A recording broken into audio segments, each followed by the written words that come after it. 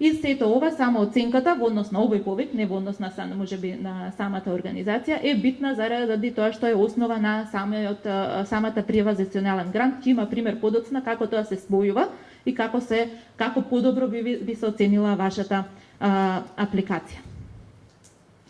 Веќе спомнавме за ова, прашалникот го имаме ставено и во Word верзија на веб страницата на Civica Mobilitas, за да можете да го симнете и да се подготвите однапред за пополнувањето онлайн. Дел од организациите досега од самиот Word прашалник, општиот, имаат направено помали прашалници за најразлични нивни чинители, меѓутоа тој не го одговарате во Word кај нас. Кај нас мора да поднесете онлайн, значи само оценката. Пратена по имейл Word верзија на само оценката не се прифаќа. Мора да биде, вие пополнете си ја на рака или како сакате на тој документ, меѓутоа мора онлайн да биде поднесена. И го има еве линкот. Пред да почнете со само оценката, неколку битни работи да напоменам. Значи, приберете ги пред да почнете и самиот процес доколку е партиципативен и доколку се надевам нема да биде, меѓутоа и кога пред да го одговарате онлайн прашалникот, приберете ги сите основни документи на вашата организација ќе ви требаат. Статут, годишни извештаи, затоа што ве прашуваме за буџетите од претходните 3 години, доколку водите евиденција на волонтери и слични работи, исто така имајте ги тука овакво, тука сте. Значи тоа сето тоа имајте го при рака, ако сте регистрирани во ПАДОР или во нека друга таква база на водатоци, исто така приберете за да побрзо ви оди процесот на пријавување, односно на пополнување на само оценката.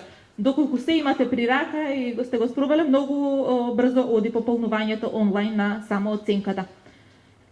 Исто така, онлайн може да го одговарате прашалникот и сега, и првиот ден од кога го објавивме, во првата минута од кога го објавивме, до крај, до 16 часот може да го одговарате, меѓутоа тоа не е целта, особено се случува баш тогаш, нели, да падне интернет, да е оптоварен сервисот за одговарање на прашалникот и слично, па можеби ќе се предомислувате некогаш и слично и ќе немате време одново да го поднесете, така што обидете се да го одговорите барем 10 дена пред да ја поднесувате апликацијата или барем пред рокот за аплицирање.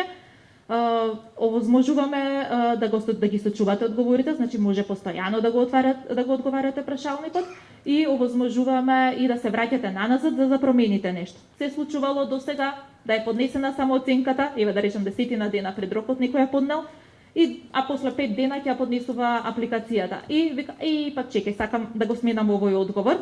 Тогаш ќе треба да се пополни одново целата самооценка и да се поднесе, а ние во тој случај ја земаме последната самооценка која што сте ја поднела. Значи има и таква можност, меѓутоа гледајте првиот пат кога ја одговарате да е тоа. Ова е резултат на самооценката и ова го добива секој апликант, без разлика дали станува грантист или не на Civica Mobilitas. Ова е диамантот Civicus на граѓанското општество, кое што ја отсликува како така состојбата во граѓанското општество. Ние само оценката ја аплициравме или ја подготвивме врз основа на овој пристап, меѓутоа да ја мери состојбата на самата граѓанска организација. И диамантот е визуелен приказ на вашата моментална состојба. Тоа е најчесто оваа темно-зелена линија, за да видите како стоите во однос на општо граѓанското општество и во однос на сите останати апликанти за конкретниот повик, ги има оние другите диаманти во послаба боја и избрав јас неколку диаманти од претходната генерација на институционални грантисти и од вторава и гледате се различни по форма, по големина и слично. Нема добар или лош диамант. Секој диамант, доколку реално ја одразува вашата состојба, е добар.